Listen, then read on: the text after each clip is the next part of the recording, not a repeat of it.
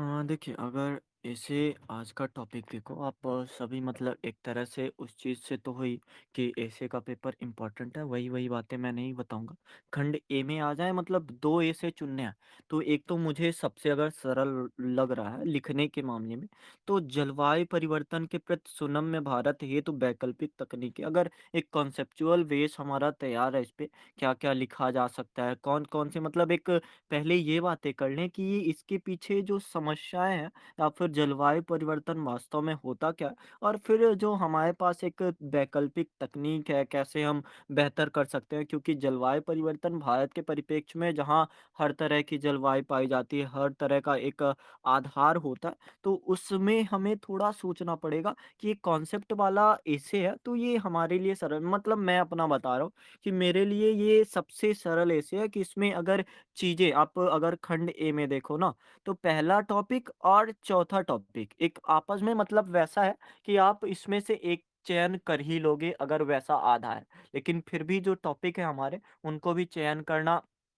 थोड़ा लाभकारी ही होगा क्योंकि अब ज़्यादा कोशिश की जा रही है अमूर्त विषयों को सामने लाने की या फिर अगर मूर्त विषय भी होते हैं तो उनमें भी एक आधार होता है कि आप उसमें बताना क्या चाहते हो। तो अगर इसमें ज़रा सी भी बातें करें तो देख सकते हो जलवायु परिवर्तन के पीछे हमारा CO2 का उत्सर्जन हो या फिर वृक्ष की कटाई हो, वाहन का प्रदूषण हो और दिल्ली में वर्तमान समय में जो प्रदूषण बढ़ा है या फिर AQI बढ़ा है तो उसके पीछे वही वाहन का एक अधिक से अधिक दोहन करना हो या फिर ऊर्जा उत्पादन की जो एक विधि है, अभी जीएस में भी आप क्वेश्चन देखते ही होंगे कि ऐसे क्वेश्चन आपके सामने आएँगे, जो पूछते हैं आपसे कि ऐसी चीज़ें क्यों हमारे सामने? तो ये आप सोच सकते हो और पहला टॉपिक काफ़ी अच्छा है, मैंने स्ट्रक्चर बनाया, अगर स्ट्रक्चर को नॉर्मल सा पढ़ दूँ, तो ये प्राकृतिक कारणों में क्योंकि जलवायु परिवर्तन हालाँकि होता तो प्राकृतिक कारणों से ही है, जिसमें ज्वालामुखी विस्फोट हो गया, महासागरीय धारा हो गई, ध्रुवीय परिवर्तन होना और एल नीनो, ला नीना का आना, जलवायु चक्रीयता आना, अंतरिक्ष से आने वाले पदार्थ या फिर जो भी आप समझना चाहो और उसके अलावा जो एक मानवीय कारक होते हैं। अब उन्हीं के पीछे हमको देखना है कि एक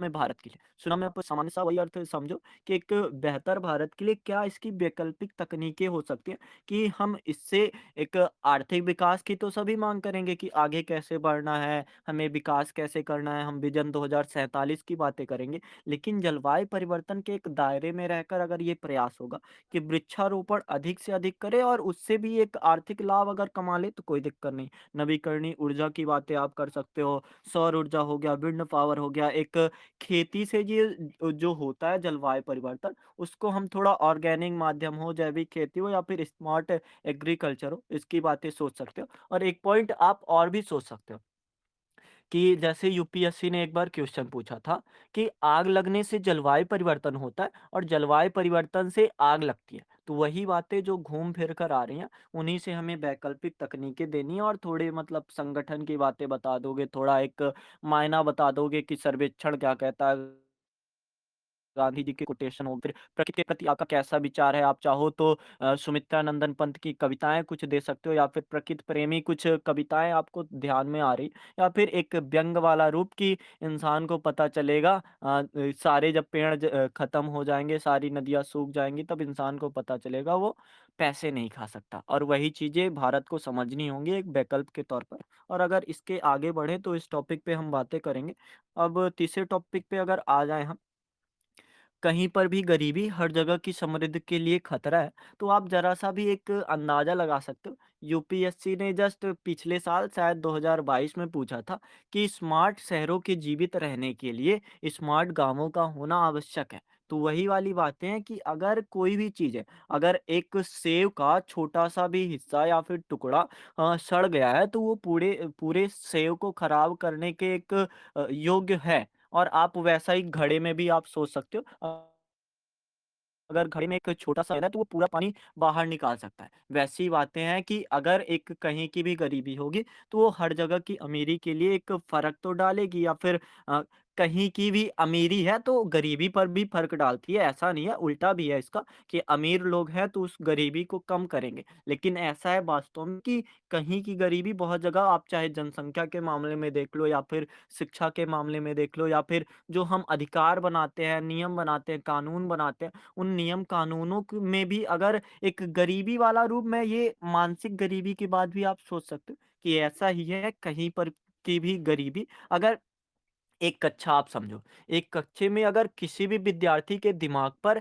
एक सवाल आया जो मतलब टॉपिक से हटके है, तो वो पूरी कक्षा जो मतलब एक तरह से एक समझ के भाव से ज़्यादा समझ रही है, आगे है, तो उसको भी फ़र्क डालेगा। मतलब बेबुनियाद किसी का भी सवाल बाकी बुनियाद वाली चीज़ों को भी ढक सकता है। बाकी आप सोच सकते हो इस टॉपिक में आस-पास और चौथा टॉपिक बिल्कुल सामान्य सा है, वो हमसे पूछ रहा है कि भारत के सीमा विवादों का प्रबंधन एक जटिल कार्य है और वास्तविकता थोड़ी यही आस-पास की दिखती है, 51-49 आप कह सकते हो। है तो जटिल लेकिन अगर क्रियान्वयन हो क्योंकि वही चीज़ें होती हैं जटिल जो दिखता है वो ज़्यादा मजबूत। अगर कोई चीज़ एक समझो कि भारत की जो सीमा है तो एक मजबूत होती है, तो हम उतनी मजबूती से कार्य नहीं करते। लेकिन अगर उसका प्रबंधन चाहे बांग्लादेश का क्षेत्र हो, पाकिस्तान का क्षेत्र हो चाइना वाला एरिया हो या फिर नेपाल से जो एक नक्सली घुसते हैं या फिर नीचे आप आ जाओ जो हमारा एक समुद्री क्षेत्र है या फिर समुद्री सीमा है या फिर अंडमान निकोबार और दूर चले जाओ।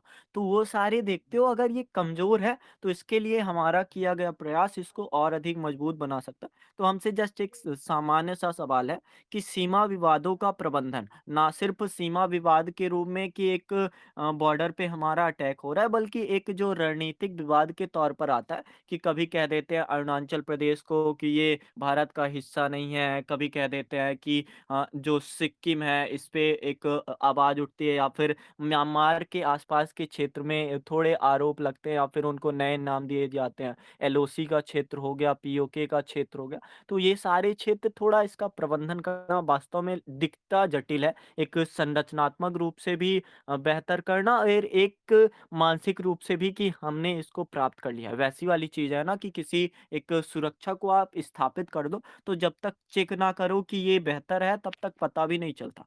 तो वो सारी बातें खंड ए में मुझे लगता है कि आप 2 टॉपिकों पर या फिर कम से कम 3 टॉपिकों पर अच्छी पकड़ बनाए होंगे क्योंकि अभी तक हमने जितनी बातें की हैं, उसी के इर्द-गिर्द की हैं। तो उससे आप समझ सकते हो एक बात हमने की थी कि एक अच्छे वाड़े अच्छे पड़ोसी बनाते हैं, तो चौथा टॉपिक उसके करीब आप समझ सकते हो और जलवायु परिवर्तन शायद हमने बातें नहीं की हैं, पर फिर भी आप अगर एक आधार लोगे तो समझ जाओगे। तो खंड ए में मुझे लगता है कोई दिक्कत तो होनी नहीं चाहिए। फिर भी जो हमारा दूसरा टॉपिक है, इस पे काफ़ी एक नॉर्मल सी बातें ही कर लेंगे। एक अच्छा जीवन प्रेम से प्रेरित तथा ज्ञान से संचालित होता है। A good life is more inspired by love and gived by knowledge. तो वही बातें एक तरह से आधार बनाते हैं आगे और खंड बा में थोड़ा देखो क्लियर कट सवाल हमसे पूछना चाह रहा है। क्या सवाल है? रूढ़िगत नैतिकता आधुनिक जीवन का मार्गदर्शक नहीं हो सकती। तो पहला तो ये कुछ अपवाद ऐसे भी मिलेंगे कि जैसे एक विरेचन वाला भाव आप समझते हो? विरेचन मतलब कि जब उदर में विकार होता है, तो उसमें एक ऐसे या फिर इनो जैसे इनो अगर वमन को क्या बोलते हैं? उल्टी कराने में अगर मदद करता है, तो वो चीज़ तो वैसी है ना कि एक रूढ़िगत बातें सोच सकते हो, कोई जटिल बातें भी हैं जो मतलब वर्तमान समय के लिए मार्गदर्शक हो सकती है। लेकिन ऐसा है सिर्फ़ 5% कि ऐसी बातें भी नहीं होंगी रूढ़िगत नैतिकता में आप धर्म के प्रति रूढ़ियाँ देख लो या फिर जो हमारे रीति-रिवाज़ हैं या फिर हमारे जो क्रियाकलाप हैं या फिर जो हमारी एक मानसिकता बन गई है रूढ़ियों की केवल यूपीएससी क्लियर कट बातें करना चाह रहा है और वही आपको बताना है कि पुरानी नैतिकता को हम रूढ़िगत नहीं मानेंगे। थोड़ा ये आधार भी लेकर चलेंगे कि कैसी चीज़ें लोग कह देते हैं पुरानी नैतिकता है तो ये रूढ़ियों से भरी हुई होगी, लेकिन ऐसा नहीं है वास्तव में। रूढ़िगत नैतिकता का भाव यही कि पुरानी जो चीज़ें थी, उनको बदलने के चक्कर में वो रूढ़ियों में परिणित हो गई या परिवर्तित हो गई। अगला टॉपिक आप थोड़ा मतलब शायद इस पे कभी हमने बातें की थी, मुझे ऐसा महसूस हो रहा है कि अतीत मानवीय चेतना तथा मूल्यों का स्थायी आयाम है। तो एक तो आधार आप ये समझ सकते हो कि जो अतीत है ये स्थायी आयाम है और दूसरा ये कि ये अस्थाई आयाम भी है, मतलब ऐसी भी चीज़ें नहीं है कि हम अतीत से जुड़े हुए रहें। और 3-4 टॉपिक यूपीएससी ने ऐसे दिए भी हैं, जिससे आप समझ सकते हो। एक तो ये मैं अक्सर बताता हूँ कि ये वाला टॉपिक कि इतिहास अपने आप को दोहराता है, पहले विनाश के रूप में, फिर प्रयास के रूप में। आप ज़रा-सा एक संदर्भ दिमाग में लगाओ, तो वही बातें पूछना चाह रहा है कि the past is permanent dimension of human conscious and values. तो एक तरह से वही चीज़ है कि इतिहास आएगा फिर से और अपने आप को दोहराएगा। ये मानव के दिमाग में भरा रहता है। इसको आप सिर्फ़ इतिहास से ना लो, मानव के एक मूल्यों से। जैसे बचपन में आपने अगर कुछ चीज़ें सीखी है, तो वो आपके अनकॉन्शियस माइंड में भरा रहता है। अब चेतन मन में उसका शामिल होना थोड़ा एक स्वाभाविक सा है। अगर आपने कल कुछ चीज़ें की है और उस चीज़ से जुड़ी आज बातें आ रही है, तो हो सकता है आप उन बातों को कल के आधार पर बताओ। लेकिन ऐसा भी नहीं है कि वो सबक आपके लिए स्थायी रूप में हो, बल्कि उस सबक को आप एक हटाने के तौर पर भी सीख सकते हो। लेकिन है वास्तव में वो अतीत मानवीय चेतना और मूल्यों का स्थायी आयाम। लेकिन जो 5% हिस्सा या फिर 10% हिस्सा, किसको हम अस्थायी भी कह सकते हैं कि ये चीज़ें ऐसी हैं, अब आगे नहीं मिल रही हैं। जैसे से बहुत चीज़ें लुक जाती हैं या फिर बहुत चीज़ें गुम हो जाती हैं, तो उन गुम हो जाने को हम थोड़ा आधार में मान सकते हैं। और यूपीएससी से भी सवाल के ज़रिए ही कि एक फ्लो हमारा बना रहेगा और आस-पास हम थोड़ा-सा बताने का प्रयास करेंगे। है तो वास्तव में ये एक स्थायी आयाम कि जो पुरानी चीज़ें हैं, उन पुरानी चीज़ों के आधार पर ही नया रूप होगा। और अगर नया रूप भी आ रहा है, तो वो नया रूप भी वो पुराना ही होकर नए में आएगा। आप ज़रा-सा समझो, अगर कि आपने कल सीखा कि चोरी नहीं करनी चाहिए और आज आप सीख रहे हो कि अगर एक गलत काम हो रहा है या फिर अगर एक परिणाम बेहतर है, तो चोरी कर लेना उस परिणाम को सार्थक सिद्ध कर सकता है किन्हीं-किन्हीं मामलों। तो ये 2 बातें अगले दिन के लिए आपके लिए अतीत ही होंगी। तो वैसा परिप्रेक्ष्य लेकर इसको सोच सकते हो। 7वें टॉपिक पर हम बात ही करेंगे, कोशिश करेंगे कि समय के अंदर बात कर ली जाए, और नहीं भी कर पाए तो एक आधार कोशिश करेंगे कि समझ जाए। हाँ, मैंने स्ट्रक्चर बनाया है अगर ना कर पाए तो। और 8वाँ टॉपिक सबसे मतलब एक बेहतर, किसी ने मतलब एक सवाल भी किया था कि शायद मैंने किसी की कॉपी देखी थी, तो उन्होंने बताया कि जो आप यथार्थ बता रहे हो, वो वास्तव में आदर्शवाद ही है। तो वही चीज़ें हैं, यूपीएससी भी यही कह रहा है कि यथार्थ आदर्श के अनुरूप नहीं होता, बल्कि उस चीज़ की पुष्टि करता है कि आदर्श के अगर करीब ले जाने को आप यथार्थ कहोगे या फिर उसके आगे की बातें को यथार्थ कहोगे। जैसे आप वास्तव में अगर एक आदर्श मान रहे हो किसी चीज़ को कि किसी शब्द का यूज़ कर लेना या फिर यहाँ पे अगर आए हैं, तो वो शब्द आदर्श होते हैं। जैसे आप ए से उत्तर या फिर कहें कि अपना जो हम आंसर राइटिंग करते हैं, आंसर राइटिंग में एक आदर्श उस उत्तर किसको कहेंगे कि एक क्या हो, इंट्रोडक्शन हो, मेन पार्ट हो, कंक्लूज़न हो, जो स्टेटमेंट किसी की अगर याद आए, तो उनको डाल दो, अच्छी प्रस्तुतिकरण हो, अच्छी लेखनी हो, तो उसको आदर्श उत्तर माना जा सकता है। लेकिन वास्तव में अगर एक वास्तविकता है, तो ये आदर्श के अनुरूप नहीं होता, मतलब उसी आधार पर सेम नहीं होगा, बल्कि ये पुष्टि करेगा उस चीज़ की कि हाँ, ये आदर्श ऐसा होता है, यथार्थ ऐसा होता है। उसके करीब-करीब की बातें हैं कि उस चीज़ को वो प्रमाणित करता हुआ। आप प्लेटो का अगर अनुकरण सिद्धांत देखोगे, तो वही उन्हीं चीज़ों को बताता है कि कैसे चीज़ें हैं, जो एक आदर्श के करीब मानी जाती हैं, और वास्तविकता जो है, वास्तविकता कैसे उन चीज़ों से अलग होती है। और अगर जवाहरलाल नेहरू का एक कथन समझोगे कि असफलता तब आती है जब हम अपने आदर्शों, सिद्धांतों को भूल जाते हैं। तो वही चीज़ें हैं कि अगर हम वास्तविक समाज में अपने आदर्श चीज़ों को या फिर आदर्श मूल्यों को दूर कर देते हैं या फिर भूल जाते हैं, तो उसकी पुष्टि वो नहीं कर पाता है। और पुष्टि का ना कर पाना वही कि एक आपका आदर्श क्या होगा? एक अच्छी से अच्छी चीज़ें प्राप्त करनी, और ये अच्छी से अच्छी चीज़ें अगर वास्तविक समाज में वो नहीं है, तो उस चीज़ की पुष्टि ही तो आगे करने वाला है। तो उन आधारों को आप समझ सकते हो। मुझे अगर एक विचारने के आधार पर कुछ टॉपिक अच्छे लगे, तो जो हमारा दूसरा टॉपिक है। आदर्श आदर्श केवल एक सपना नहीं है, यह यथार्थ को बेहतर बनाने का मार्गदर्शन ही जी, जी। है ना? कि आदर्श हमें यह सिखाता है कि ना यथार्थ हमें ये सिखाता है कि आदर्श की आवश्यकता क्यों है?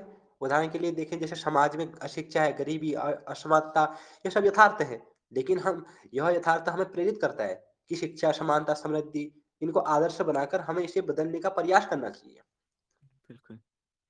और यही मतलब समझो कि इस टॉपिक एक टॉपिक आगे आपको मिलेगा शायद 2019 है या फिर जब है कि यथार्थ ही सत्य है, सत्य ही यथार्थ है, तो कोशिश करेंगे उस पे बात कर लेने की और ये इसी के आसपास आ जाएगा। और अगर इसका थोड़ा अंग्रेजी वर्जन देखो ना तो एकदम एक कविता वाला भाव या फिर आपको लगेगा कि बस अंग्रेजी से ही ट्रांसलेट होके आया है। Reality does not conform to the ideal but confirms it. मतलब एक तरह से वही कि जो ऊपर बोल रहा है उसका ट्रांसलेशन अगर आप नीचे देखोगे तो आपको समझ आएगा कि जो 2 शब्द हैं, एक कन्फर्म और एक कन्फर्म, तो उन दोनों शब्दों से ही यूपीएससी खेलने चाह रहा है या फिर उन दोनों शब्दों को करीब-करीब पहुँचा कि मनुष्य जो सोच रहा है कि यथार्थ जो है करीब पहुँचना चाहता है आदर्श के, बल्कि ऐसा नहीं। यथार्थ पुष्टि करता है कि जैसे आप समझो कि यहाँ पे जो बातें हो रही हैं, तो हम लोग कोशिश करते हैं क्या कि एक अच्छी बातें हों, एक आदर्श डिस्कशन बन पाए मतलब एक ऐसा डिस्कशन कि 32 दिनों में जैसा ना हुआ। कोशिश तो यही होती है, लेकिन वास्तव में होता क्या है, ये इसकी पुष्टि करता है कि अभी भी उसके करीब नहीं पहुँच पाए, अभी भी ये ऐसा ही बना हुआ है। आदर्श चीज़ें या फिर सबसे बेहतर चीज़ें अगर सत्य भी आप देखो ना तो सत्य भी बेहतर नहीं होता या फिर सत्य भी वास्तव में एक पूर्णतः सत्य नहीं होगा। तो उन चीज़ों को हम समझ सकते हैं। अब आपको अगर कुछ बोलना है तो बोल सकते हो, नहीं तो फिर टॉपिक 2 शुरू करते हैं, फिर टॉपिक नंबर 7 भी शुरू करेंगे जिससे थोड़ा बेहतर बने आज का जो हमारा ये दिन है। तो अगर आपको कुछ बोलना है तो बता सकते हो, नहीं तो फिर शुरू किया जाए।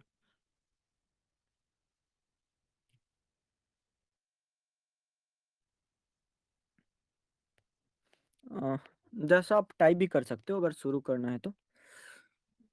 दिल्ली एनसीआर शायद आपने ये पहले वाले के लिए बोला था दिल्ली एनसीआर वहाँ जलवायु परिवर्तन के लिए, है ना? बढ़िया।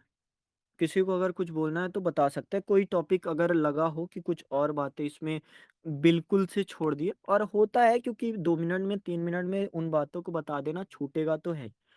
तो आपका मौन मैं समझूँ कि अब शुरू किया जाए?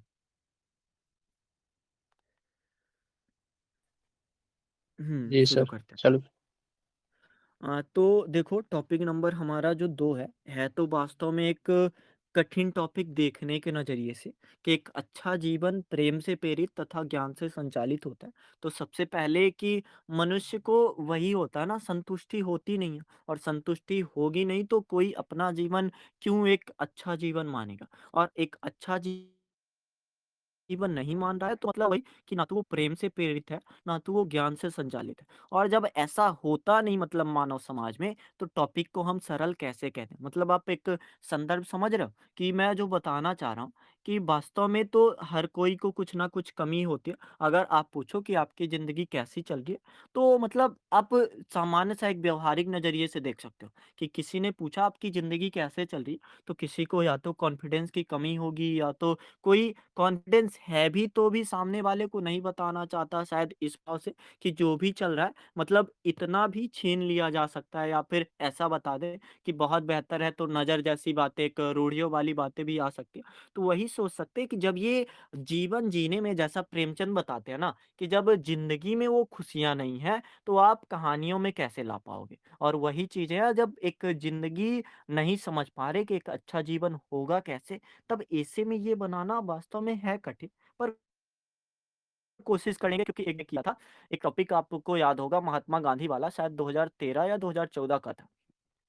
कि जो बदलाव हम दूसरों में देखना चाहते हैं, वो पहले खुद में करना होगा। तो आप सोचो उसमें हमने कितनी सारी बातें बताई थी, कितने सारे आयाम बताए थे, लेकिन वास्तव में अगर देखना चाहो तो उनमें से 2 या 3 गुण भी अगर अपने अंदर हो, तो बहुत ही अच्छा इंसान बन सकता है। लेकिन वैसा होता नहीं, अगर एक नॉर्मल सी बात कर ली जाए सत्य की या फिर परोपकार की, तो वो भी वैसा है कि इंसान थॉमस हॉब्स फिर कह देंगे कि इंसान स्वार्थी होता है और भले परोपकार का भाव हो, तो उसके अंदर का एक स्वार्थ और भी होगा, तो वो बातें थोड़ी मतलब घुमा-फिरा के दर्शन के नज़रिए से देखोगे जटिल लगेगी, लेकिन हम कोशिश करेंगे एक दर्शन नहीं, कम से कम ऐसे के नज़रिए से इस चीज़ को करें।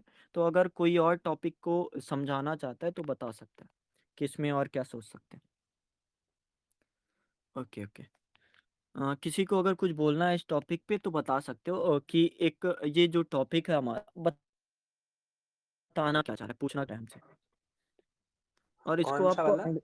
दूसरा टॉपिक, एक अच्छा जीवन प्रेम से प्रेरित तथा ज्ञान से संचालित होता है। तो एक महान दार्शनिक थे ना वो ब्रटेट रसेल, उसने कहा था कि अच्छा जीवन वो है जो प्रेम से प्रेरित हो और ज्ञान से निर्देशित हो। तो ये कथन हमें यही बताता है कि दोनों का संतुलन जीवन को समृद्ध और सुखद बनाता है, कि जहाँ प्रेम हो वहाँ डर नहीं, और जहाँ ज्ञान हो वहाँ भ्रम नहीं। ऐसे जीवन की तलाश करना ही सच्चा उद्देश्य होना चाहिए। और बताना तो बहुत कुछ चाहता हूँ, लेकिन अभी कुछ शुरू करते हैं दूसरा। हम्म कोई और बताना चाहता है तो बता सकता है। जैसे इन्होंने लिखा, व्यक्ति स्वतंत्र रूप से जन्म लेता है लेकिन जन्म लेने के बाद वो जंजीरों में जकड़ जाता है। ये टॉपिक से रिलेट कर रहा है क्या, मैं नहीं समझ पाया। इसको आप डिस्क्राइब करोगे कैसे? हाँ, समझ गया समझ गया। व्यक्ति स्वतंत्र रूप से जन्म लेता है लेकिन जन्म लेने के बाद वो जंजीरों में जकड़ जाता है। और वही जंजीरों में जकड़ जाना, उसको एक तरह से अगर उसके पास प्रेम भी आ जाए या फिर ज्ञान भी आ जाए, तो भी उसका एक अलग अलग रूप, मतलब एक वैसे हो जाता है ना, व्यवसायिक जीवन और व्यक्तिक जीवन, तो दोनों में जब भिन्नताएं करने लगता है तो उसका जीवन बस वही कि परेशानियां ही परेशानियां, दिक्कतें ही दिक्कतें, और एक जकड़न महसूस होता है। ऐसा मैं समझ पा रहा हूँ आपकी इस बात को। बढ़िया। सही जा रहे हो। और कोई टॉपिक अगर नहीं समझ पाए हो तो फिर से कोशिश किया जा सकता है, या फिर आप अगर समझ गए हो तो फिर इंट्रोडक्शन शुरू करते हैं। क्योंकि बस एक सामान्य सा नजरिया देखो, एक अच्छा जीवन मतलब समझो कि एक लाइफ स्टाइल का बेहतर होना, ये नहीं है कि आपके पास बढ़िया एक कार है, बढ़िया बंगला है, बढ़िया चीजें हैं। बल्कि आप ये भी देख सकते हो कि अगर जीवन में खुशहाली नहीं है, अगर जीवन में एक ज्ञान नहीं है, तो फिर उसको अच्छा जीवन कैसे माना जा सकता है। अगर किसी मूर्ख के पास, वैसे आप कोई ऑफेंस मत करना, बस मतलब आप समझो, अगर किसी एक अज्ञानी के पास या फिर एक जो ईर्षा भाव रखता है, जैसे आरोप तो वैसे नहीं लगाना चाहिए, पर आप ये नॉर्थ कोरिया के हमारे उनको देखिए, उनके पास ज्ञान भी होगा लेकिन उनके पास प्रेम नहीं है, और प्रेम वाला भाव नहीं है, तो उनके जीवन को हम क्या अच्छा जीवन मान सकते हैं? एक राष्ट्रपति होना, या फिर राष्ट्रपति भी नहीं, तानाशाही राजा मान सकते हैं उनको, नॉर्थ कोरिया का। तो क्या उनके जीवन को हम एक बेहतर जीवन मान सकते हैं? बेहतर जीवन तो तब हम मानेंगे जब एक उपयोगितावादी की ओर जाए, एक विकास की ओर जाए, एक सबकी मदद करे। और प्रेम की बातें तो आप समझते हो, प्रेम मतलब एक तरह से ना सिर्फ मृदुता, मृदुता मतलब कोमलता नहीं, प्रेम का मतलब ये है कि जो विकल्पों का अभाव ना होने दे, कि आप चीजें कर सकते हो, आप उन मायनों को बता सकते हो। प्रेम का मतलब कठोरता भी हो सकता है, और कठोरता में भी प्रेम हो सकती है। जैसे अगर कोई आपको डांट रहा है, तो वो अगर आपके भले के लिए डांट रहा है, तो वास्तव में वो उसका प्रेम हो सकता है। तो उन चीज़ों को भी थोड़ा संदर्भ में हम लिख, अगर कोई अगर बताना चाहता है तो बताए, नहीं तो फिर ऐसे की शुरुआत करते हैं, क्योंकि आज 2 टॉपिक पे बातें करें।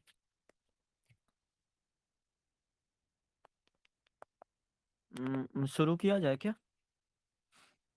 सर इसे मतलब कबीर के दोहा है उसे शुरू कर सकते हैं। कबीर का दोहा कौन सा बताइए?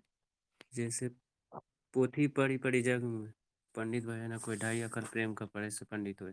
तो मतलब इससे शुरू कर। बढ़िया। अ, अब इंट्रोडक्शन अगर शुरू करने की बात आई, तो आप देख सकते हो, मतलब इनका जो कोटेशन था, एक तरह से ज्ञान को भी बताता है, एक तरह से प्रेम को भी बताता है।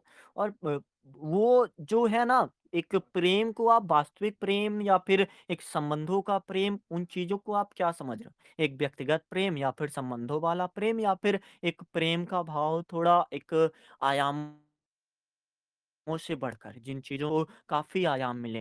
अगर बता रहा है, पोथी पढ़ पढ़ जगमुआ, पंडित भया न कोय, ढाई। जी, जी, बोलिए।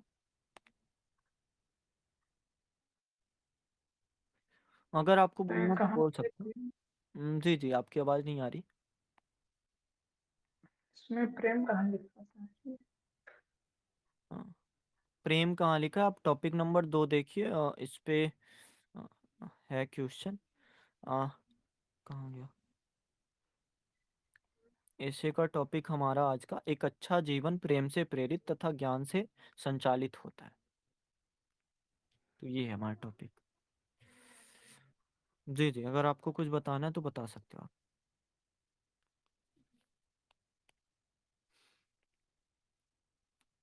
हाँ, तो बढ़िया इंट्रोडक्शन अब शुरू हो चुका है। आप लोग बताओ और क्या इंट्रोडक्शन का आधार हम दे सकते हैं? एक आधार तो ये कि मतलब केवल ज्ञान से नहीं होगा। अगर आप बिना प्रेम के चीज़ें कर रहे हो तो वो चीज़ें अधूरी लगेंगी। तो एक बात तो मुझे ये समझ आ रही है कि ठीक है मतलब दोनों का समावेश करने की बातें कर रहा है तो इसको हम ऐड कर सकते हैं। और कोई कुछ बताना चाहता है?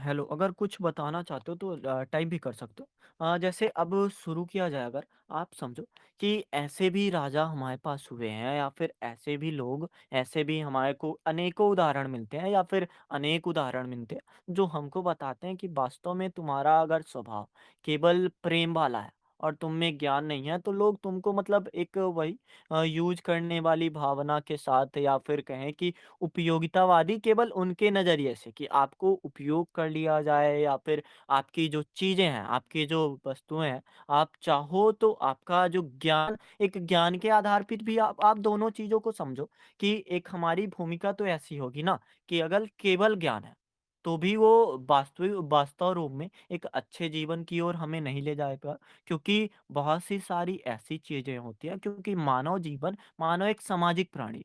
और सामाजिक प्राणी बिना प्रेम के, बिना एक सहयोग भाव के प्रेम को अगर हम एक कहानी से समझें, जैसे आप समझो, प्रेम को अगर हमारा भाव होगा मृदुता वाला, थोड़ा हम इसको आगे तो बढ़ गए, फिर भी आप एक कहानी से समझो, जैसे मैं बताया ही है कि एक जिराफ की माँ जब जिराफ का बच्चा 4 फुट से नीचे गिरता है, तो उसका उसके ऊपर पैर चलाना वास्तव में एक कठोरता है। लेकिन वो कठोरता भी उसका प्रेम का झलकाना ही है और उस चीज़ को उसका ज्ञान है कि अगर मैं अभी ये प्रेम का मतलब कठोरता नहीं दिखाऊँगी, तो शायद जो शेर हो हमारे बच्चों को या फिर उसके बच्चे को खा जाए। तो वैसी बातें हैं कि जब तक एक समझ नहीं होगी और उस समझ के लिए हम प्रेम द्वारा किया जैसे आप अगर शुरू करना चाहो तो बच्चों से भी बता सकते हो कि जैसे अभी जिराफ की माँ वाला हुआ तो ठीक है और अगर गांधी जी का आप कथन सुनोगे ना तो गांधी जी भी यही कहते हैं कि बच्चों के ऊपर किया गया प्रेम पूर्वक कोई भी प्रयास असफल नहीं जाता। तो थोड़ा हमारा एक दिमाग तो ये भी कहता है कि हम शुरू अगर करना चाहें तो बच्चों से प्रेम या फिर वात्सल्य का भाव, वात्सल्य प्रेम प्रेमों में भी सबसे आगे माना गया है। तो उन आधारों को समझ सकते हैं।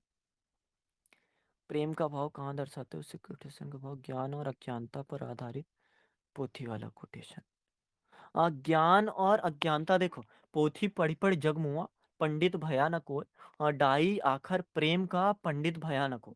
वास्तविकता यही है कि एक अहंकार का भाव या फिर घमंड का भाव लेकर अगर हम पोथी पढ़ेंगे तो उससे होगा कुछ नहीं। और प्रेम का भाव, प्रेम शब्द बस है लेकिन फिर भी आधार उस अंदर का है। प्रेम की अगर एक परिभाषा निश्चित करना चाहेंगे तो एक परिभाषा होगी नहीं। अगर प्रेम का मतलब है एक अच्छा जीवन को बनाने का और वो अच्छा जीवन अंदर घुस के आप अगर एक आधार देना चाहोगे प्रेम को ना, तो प्रेम का ना तो कोई परिभाषा आने वाली है, ना तो कोई चीज़ें आने वाली है। अगर ये ज्ञान को एक घमंड मान रहा है और ज्ञान को अगर प्राप्त करने का तरीका ये बता रहा है कि आप ज्ञान को तब प्राप्त कर पाओगे जब अज्ञानता आपके अंदर से चले जाएगी या फिर आप जब खुद को जान लोगे। एक अंदर वाला भाव होता है ना, तो आप जब खुद को जान लोगे या फिर एक ढाई आखर प्रेम का थोड़ी भी बातें, छोटी-सी मतलब एक बातें अगर आपने प्रेम से सीख ली या फिर ज्ञान के करीब जाकर घमंड को हटाकर जैसे कबीर कहते भी हैं कि जब मैं था तब हरि नहीं, अब हरि है मैं ना। तो वही वाली बातें आप थोड़ा-सा सार इसको भी समझ सकते हो और अगर थोड़ा-सा भाव आप ले जाना चाहोगे तो ये ज्ञान और अज्ञानता का तो है, लेकिन एक अच्छे जीवन को संचालित अगर कर रहा है, हमें आगे बढ़ा रहा है तो वो चीज़ें वैसी ही होंगी। ऐसा आप आधार समझ सकते हो। प्रेम का तात्पर्य ज्ञान से अगर इन संदर्भ में समझे तो प्रेम का तात्पर्य ज्ञान से नहीं। आप देखो हमारे टॉपिक कि प्रेम और ज्ञान दोनों चीजें हैं और उन पर अगर आधार में मिलाएं या फिर दो चीजें मिलाएं तो एक अच्छा जीवन बनेगा जो मतलब सांसारिक सुखों के बावजूद भी नहीं मिलता ना, वो जीवन प्राप्त हो पाएगा। तो वैसा आधार आप समझ सकते हैं। प्रेम प्रेम सब कहें, प्रेम प्रेम सब कोई कहे, प्रेम न जाने कोय, जिस रास्ते मुक्ति मिले प्रेम कहाँ पे सोए। हाँ, वही आप अगर अज्ञानता से दूर जा रहे हो, ज्ञान के करीब जा रहे हो, तो आप समझ सकते हो कि वो प्रेम ही प्राप्त हो रहा है, या फिर एक उसका अगर हम परिभाषा को सटीक करना चाहेंगे तो परिभाषा फिर सटीक हो नहीं पाएगी। वैसा आप आधार समझ सकते हो। प्रेम से चलता है जग सारा, ज्ञान से चलता है समय सारा। दोनों के मेल से रचता है संसार, यही जीवन का है आधार। प्रेम सिखाए सेवा का पाठ, ज्ञान दिखाए आगे का मार्ग। यदि दोनों संग मिल जाए तब स्वर्ग यही बन जाए। एक अच्छे माता-पिता अपने बच्चों से प्रेम करते हैं और उन्हें ही सही मार्ग दिखाते हैं। वे अपने बच्चों को ना केवल ज्ञान देते हैं, बल्कि उन्हें एक स्वतंत्र और आत्मविश्वासी व्यक्ति बनने देते हैं। बढ़िया। एक अच्छा जीवन वह होता है जिसमें प्रेम और ज्ञान दोनों का संतुलन हो। हाँ, बढ़िया, ये आगे बात ही करेंगे। आप अगर देख सकते हो कि मेन पार्ट में मैंने 4-5 चीज़ें बनाई। एक तो ये कि प्रेम का महत्व क्या होता है एक अच्छे जीवन के लिए, दूसरा ये कि ज्ञान का महत्व क्या होता है, और तीसरा ये कि केवल ज्ञान होने से क्या होगा, चौथा ये कि केवल प्रेम होने से क्या होगा, और पाँचवाँ प्रेम और ज्ञान का जब संयोजन हो जाएगा तो क्या होगा। और एक अच्छा जीवन तो उसी को कहेंगे ना जब मानव मानव बन जाएगा। तो ऐसे टॉपिक यूपीएससी ने पूछे हैं तो थोड़ा हम करीब इससे भी पहुंच सकते हैं कि एक अच्छे जीवन को अगर हम पहुंचाना चाहें मानव मानव बनने तक, या फिर आप अध्यात्म से भी थोड़ा सोचो कि अध्यात्म का ज्ञान होना और अध्यात्म के ज्ञान को समझना, दोनों बातें जब अलग हैं और दोनों बातें वैसे ही सोची जा सकती हैं। हाँ, अगर एक वैज्ञानिक मनुष्य एक आध्यात्मिक मनुष्य समझेगा ही नहीं कि वास्तव में विज्ञान क्या है, वास्तव में अध्यात्म क्या है, तो वो उसके करीब पहुँच ही नहीं सकता। वो करीब नहीं पहुँचेगा तब तक हम उसे मतलब संज्ञा नहीं देंगे प्रेम की, या फिर प्रेम का पर्यायवाची नहीं समझेंगे, और जब होगा नहीं एक अच्छे जीवन की हमारी समझ नहीं बन पाएगी, तब तक तो ना तो हम ऐसे का टॉपिक शुरू कर पाएँगे, ना तो हम एक अच्छे जीवन को समझ पाएँगे। तो सबसे पहले तो एक आधार हमारा ये होना चाहिए कि एक अच्छा जीवन वास्तव में होता क्या है? अगर ये हम समझ गए तो फिर हमारा एक भाव समझ आएगा कि एक प्रेम से प्रेरित चीज़ें, ज्ञान से प्रेरित या संचालित चीज़ें क्या होने वाली। और वास्तविकता ये है, मैं भी अगर बता दूँ ना तो मुझे भी नहीं पता है वास्तव में प्रेम क्या है, और ज्ञान की भी परिभाषा को मैं उतना करीब से नहीं जानता। क्योंकि एक वैसी भी बातें तो होती हैं जो जानेगा वो कहेगा नहीं, और जो कहता है वो जानता नहीं। तो आप उन आधारों पर भी सोच सकते हो कि प्रेम को डिफ़ाइन कर देना, एक अच्छे जीवन को डिफ़ाइन कर देना, एक ज्ञान को डिफ़ाइन कर देना, सब मतलब अपने आप में अधूरी बातें हैं। लेकिन फिर भी हम कोशिश करेंगे उनके करीब तक पहुँचने। मुझे ऐसा लगता है कि सारी बातों को अगर उठाना चाहो या बताना चाहो, फिर भी वो थोड़ी बातें अधूरी रहेंगी। इसलिए आप उसको आधार बना के सोच सकते हो। ज्ञान सिखाए सत्य को, प्रेम सिखाए मीत, दोनों का जो मेल हो सजे सुहाना गीत। प्रेम जहाँ हो साथ में जीवन बने सरल, ज्ञान वहाँ हो संग में मिट जाए हर पल। बढ़िया। जी, जी। आप बोलना चाहते हो क्या?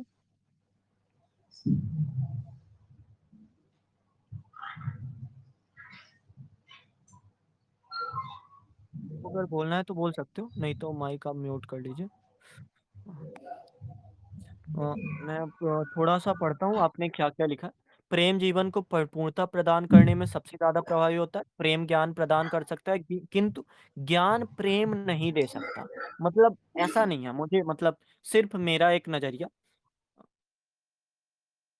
कि ज्ञान प्रेम नहीं दे सकता तो क्या ऐसा कह देना बिल्कुल सटीक हो जाएगा? थोड़ा आप सोच के देखो कि जो इंसान ज्ञानी हो जाता है, जैसे आप पेड़ों से ही उदाहरण ले लो।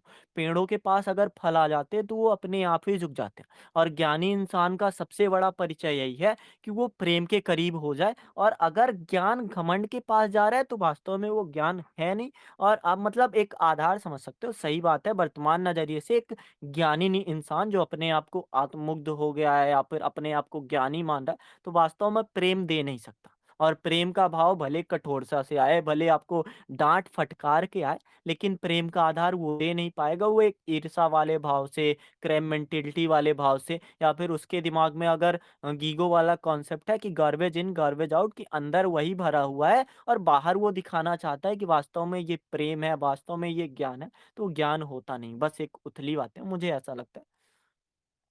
कबीर दास जी ने प्रेम और ज्ञान पर बहुत जोर दिया है। उन्होंने कहा है कि सच्चा ज्ञान वह है जो हमें प्रेम करने के लिए प्रेरित करता है। उन्होंने अपने दोहों में प्रेम और ज्ञान के बीच गहरे संबंध को खूबसूरती से व्यक्त किया। बढ़िया। और ज्ञान में जाति न पूछो साधु की, पूछ लीजिए ज्ञान, मोल करो तलवार का, पड़ा रहने दो म्यान। बढ़िया।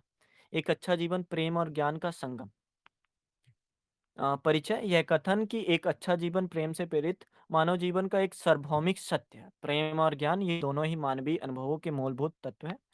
प्रेम हमें जोड़ता है। बढ़िया, ये पॉइंट अच्छा है। मैं इसको मतलब जो बातें अच्छी लिखती है ना, तो आप कॉपी पेन रखा करो अपने पास और उसको लिखा करो। प्रेम हमें जोड़ता है, प्रेरित करता है और जीवन में अर्थ प्रदान करता है, जबकि ज्ञान हमें समझने, निर्णय लेने और दुनिया में अपना रास्ता खोजने में सक्षम बनाता है। प्रेम को अवस्था कह सकते हैं, ज्ञान को मार्ग कहा जा सकता है। बढ़िया। प्रेम गली अति साकरी, जामे दो न सम। हाँ, बढ़िया। प्रेम जीवन बल। प्रेम हमें दूसरों से जोड़ता है और हमें करुणा, सहानुभूति, दयालुता, और यही आप समझ लो कि अगर प्रेम सिखा रहा है और इसके आगे ही हम बढ़ गए हैं, आप समझो कि अब क्वेश्चन आ रहा है कि प्रेम का महत्व क्या है। तो प्रेम हमें करुणा सिखाता है, सहानुभूति सिखाता है, दयालुता का अनुभव सिखाता है, एक सकारात्मक नजरिया देता है, और एक ऐसा नजरिया होगा तो यही बदलाव ना तो हम लोगों में देखना चाहते थे। आप चाहो तो अपनी कॉपी पुराना अगर लिखा होगा तो पलटा सकते हो कि हम दूसरों में बदलाव क्या देखना चाहते हैं। तो बदलाव तो वही देखना चाहेंगे जो एक अच्छा जीवन उसके लिए बनाए। तो वही चीज़ें आपको यहाँ भी बतानी है कि प्रेम का वास्तविक महत्व क्या है। तो प्रेम हमें अगर ये चीज़ें सिखाता है तो ये हमें अच्छे जीवन के करीब ले जाता है। बढ़िया। ज्ञान जीवन का मार्गदर्शक है। ज्ञान हमें दुनिया को समझने और उसमें अपना स्थान खोजने में मदद करता है। अब देख लो, एक अच्छा जीवन तो यही है ना जिसमें मैं की खोज हो, एक हम समझ पाएँ कि दुनिया क्या है, हम क्या हैं, सही गलत के बीच अंतर हो, बुद्धिमान निर्णय लेने में सक्षम हो जाता है। ज्ञान हमें समस्याओं का समाधान खोजने और चुनौतियों का सामना करने में मदद करता है। तो यही तो है, जीवन में चुनौतियाँ होंगी, जीवन एक विपरीत दिशा में जाएगा, लेकिन फिर भी अगर आधार समझेंगे तो ज्ञान का महत्व तो यही है और प्रेम का महत्व भी वही है। बढ़िया, सब लिख लें। छीन के खाने वालों को पेट नहीं भरती और बाँट कर खाने वालों कभी भूखे नहीं रहते। हाँ, बढ़िया। साईं इतना दीजिए जामे कुटुम्ब समाए, मैं भी भूखा ना रहूँ, साधु ना भूखा जाए। ऐसी वाली मानसिकता अगर होगी तो वास्तव में वही प्रेम होगा। प्रेम का मतलब ये नहीं कि पहले मैं भर लूँ, फिर जितना बचा होगा वो आपको दे दूँ, तो ये प्रेम नहीं होगा। प्रेम वास्तव में समर्पण होता है, त्याग होता है। अगर आप गलत राह पे हो तो आपको एक बताने का दायित्व भी होता है। और एक अच्छे जीवन में अगर कोई साथी आ जाता है, जो हमें समझाता है कि कैसी चीज़ें हैं, क्यों ज़रूरी हैं, और सिर्फ़ मतलब मैं ये संदर्भ इसलिए सोचने को नहीं कह रहा कि प्रेम का संबंध से जो वर्तमान समय में बन चुका है, उसमें आप मत देखना। प्रेम को प्रकृति प्रेम के रूप में भी देखो, मानव प्रेम के रूप में भी, विश्व प्रेम के रूप में भी। नियमों से प्रेम का होना वास्तव में एक ऐसा है ना, आप अगर ज्ञान से संचालित हो तो थोड़ा सोच सकते हो कि एक प्रेम अगर नियमों से है, कि नियम में आप अनुशासन को ले लो। अगर अनुशासन से हमारा प्रेम है और ज्ञान हमें संचालित कर रहा है कि ये चीज़ें अगर अनुशासन में है तो भी अभी ज़रूरी नहीं है, तो वो एक अच्छे जीवन की ओर हमें बढ़ाएगा। अगर आप सत्य को समझना चाहो, सत्य अगर एक नियम है, तो सत्य के प्रति अगर हमारा प्रेम भी है, तो हमें ज्ञान बता देगा कि तुम इससे अगर अभी प्रेम कर रहे हो, तो ये एक दूरगामी खराब परिणाम दे सकता है। मतलब किन्हीं अर्थों में, सूक्ष्म अर्थों में तो एक खराब परिणाम देता है। तो उसको भी आप समझ सकते हो कि नियमों से प्रेम ऐसा जो हमें समझा दे ज्ञान के माध्यम से, दोनों चीज़ों का समावेश आप समझ सकते हो। अभी समझ सकते हो कि कैसे हमें आगे बढ़ना है, कैसे सोचना है। धर्म से प्रेम, एक तो आप समझो कि धर्म से प्रेम नहीं है, केवल ज्ञान है। तो आपने अल्बर्ट आइंस्टाइन का एक कथन सुना होगा कि धर्म अध्यात्म के बिना अंधा है और अध्यात्म धर्म के बिना लंगड़ा है। तो वही वाली बात है कि अगर धर्म के लिए ज्ञान है, तो भी वो वास्तविक ज्ञान नहीं है, और धर्म के लिए प्रेम है, तो भी वो एक अच्छा प्रेम नहीं है। और धर्म हमें एक अच्छा जीवन सिखाता है, लेकिन अगर दोनों चीज़ें नहीं होंगी, तो उससे हम थोड़े दूर जाएँगे। मैं थोड़ा अभी जल्दी-जल्दी शॉर्ट में इसलिए कर रहा हूँ क्योंकि अगले टॉपिक पर भी जाना है। तो आप लोग मतलब एक ऐसा ही विचार समझिएगा कि कैसी-कैसी बातें हो सकती हैं। एक भाई-भाई में प्रेम वाली बातें तो सबसे बड़ी, अगर राम और भरत का आप उदाहरण देखो, तो ये सबसे बड़ी बात है। एक भाई मतलब आप 2 आयाम समझो। एक रामायण का जिसमें एक भाई दूसरे भाई के लिए सब कुछ त्याग देता है और एक समझो महाभारत जिसमें एक भाई दूसरे भाई से सब कुछ छीनना चाहता है। तो वही बात है कि ये प्रेम का भाव कैसा, जिसमें आप दिखावटी रूप में, छलावे रूप में दिखा रहे हो और अगर वहाँ पे ज्ञान ना होता, भरत के पास ज्ञान ना होता या फिर राम के पास ज्ञान ना होता, क्या वास्तव में उनका प्रेम टिक पाता या फिर महाभारत जैसी स्थिति बन जाती? तो वैसे ही आप थोड़ा-सा संदर्भ इसको भी समझ सकते हो। ज्ञान जीवन का मार्गदर्शक, प्रेम ही जीवन का सार। प्रेम एक भावना है। जब हम ज्ञान प्राप्त कर लेते हैं तो भावना से ज़्यादा समझौता पर विश्वास करने लगते हैं। ज्ञान हमें वास्तविकता से परिचय करवाती। बढ़िया। निष्कर्ष एक अच्छा जीवन में। हाँ, इसको आगे पढ़ते हैं। उदाहरण, एक डॉक्टर जो अपने मरीजों के प्रति प्रेम और करुणा रखता है, वह अपने ज्ञान का उपयोग करके उनके स्वास्थ्य में सुधार करने के लिए अधिक प्रभावी ढंग से काम कर सकता है। शिक्षक का प्रेम जो अपने छात्रों के प्रति प्रेम रखता है, वह अपने ज्ञान का उपयोग करके बेहतर। आप थोड़ा वात्सल्य में भी जा सकते हो कि जैसे वात्सल्य का हमारा सबसे मतलब जो बड़ा प्रेम माना गया है, प्रेमों में भी सबसे बड़ा तो वो वात्सल्य वाला भाव ही है। तो उस वात्सल्य भाव में क्या होता है? क्या माताएँ अगर प्रेम करती हैं तो प्रेम का भाव केवल मृदु वाला है या फिर बच्चे को दुलारने वाला ही है? प्रेम का भाव ऐसा भी है कि उसको अगर दंड देने की आवश्यकता है तो वो रो लेंगे या फिर एक खुद समानुभूति का भाव होगा। लेकिन वो दंड अगर ज़रूरी है तो उस दंड का आना भी सामने होगा ही। तो ऐसी बातें आप सोच सकते हैं। देखिए, अब थोड़ा-सा आधार एक बार लेके चलते हैं कि क्या-क्या हमने एक आधार बनाया है और इन इन पे मतलब थोड़ा-सा शॉर्ट में बातें करेंगे और शॉर्ट भी थोड़ा बड़ा हो जाएगा कि किन-किन आधारों पर बातें। एक तो ये कि प्रेम अंधा कब होता है? तो ये बातें आप सोच सकते हो कि जब ज्ञान अ, से संचालित नहीं होता एक अच्छा जीवन, तो हम प्रेम को अंधा मान सकते हैं। और प्रेम अंधा कैसा कि हम अगर आपने बोल दिया तो आपकी बातें पत्थर की लकीर और पत्थर की लकीर को मान लेना वास्तव में ऐसा है कि प्रेम ज्ञान से संचालित नहीं है। और ज्ञान जब मतलब प्रेम से प्रेरित नहीं होता, तो ज्ञान भी ऐसा हो जाता है कि मनुष्य को जड़ बना देता है और मनुष्य का जड़ बनना वास्तव में एक अच्छा जीवन नहीं बताता। तो 2 संदर्भ हम लेके चलेंगे। एक तो ये कि प्रेम अंधा ना बन पाए और दूसरा ये मनुष्य ज्ञान में घमंडी ना हो जाए, जड़ ना हो जाए, आत्ममुग्ध ना हो जाए और बाकी के आधार आप समझना चाहो तो प्रेम का महत्व जैसे आप लोग बता ही रहे हो, ज्ञान का महत्व बता ही रहे हो और केवल ज्ञान होने से वही चीज़ें होती हैं कि मनुष्य जड़ बन जाता है। मनुष्य का जड़ बनना वास्तव में वैसा है ना कि ठूँठ-ठूँठ बचेगा और एक अच्छे जीवन की जगह एक दिखावटी जीवन बन जाएगा।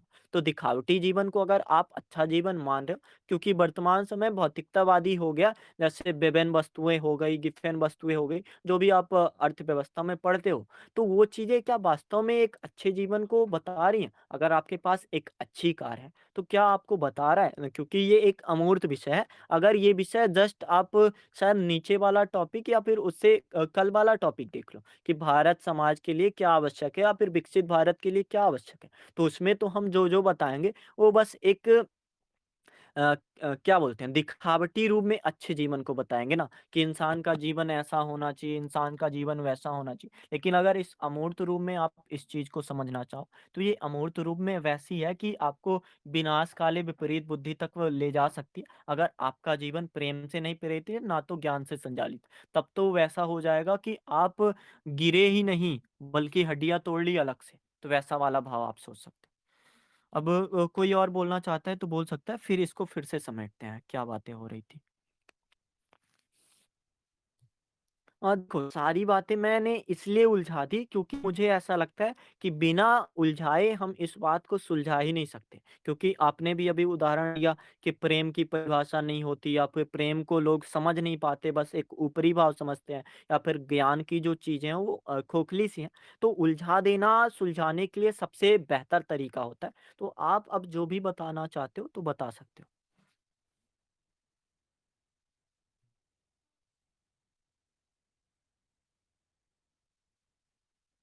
प्रेम एक ज्ञान जीवन का मार्गदर्शक। प्रेम और ज्ञान साथ में इंसान को दयालु बनाता है, लेकिन ज्ञान इंसान को अहंकारी बना देता है और बिना ज्ञान प्रेम इंसान को समझने की शक्ति कम कर देता है।